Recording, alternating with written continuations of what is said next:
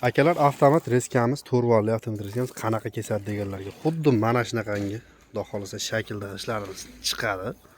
Ko'rib turishingiz mumkin. Puzurlar ham o'ta darajada mayin holatda, past bilan tepasi bir xil, xudo xolasa. Ustilari ham mana kesilgan holat. Xuddi mana shu gazoblogimiz but-butun holatda turibdi. Endi buni gazoblog avtomat reskamizning tagiga olib boramiz, xudo xolasa. Mana xudo xolasa gazoblog larimiz avtomat reskamizga kirib keldi.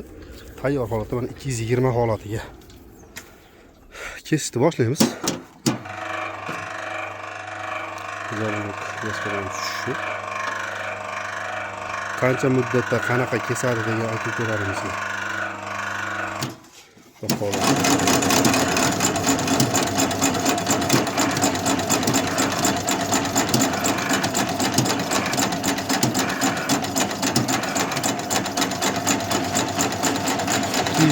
ga baribir nomiga motorlarimizni kuchlanish bo'ladi, lekin ugaraydi emas, to'xtalsa.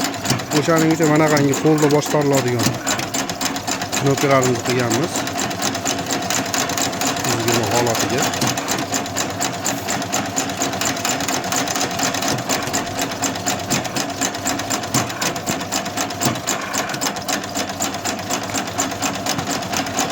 %80 ga bo'ladigan bo'lsa, bemalol bitta knopkani bosib qo'ysangiz, o'zi chiqib kesadigan variantlarimiz bo'ladi, bemalol.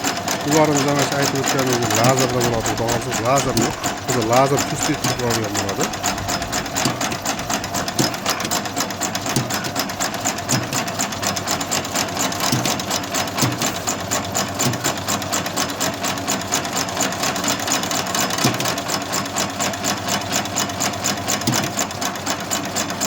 Xohlasa buni qaygacha kesib bo'ldi. Bemalol ko'tarsa bo'ladi.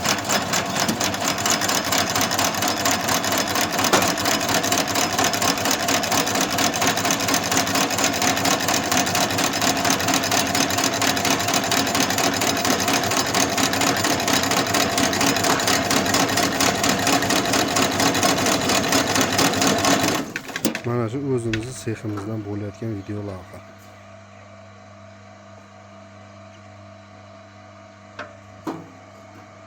$220 holatiga 1 minutga borib bormasdan kesib bo'ladi.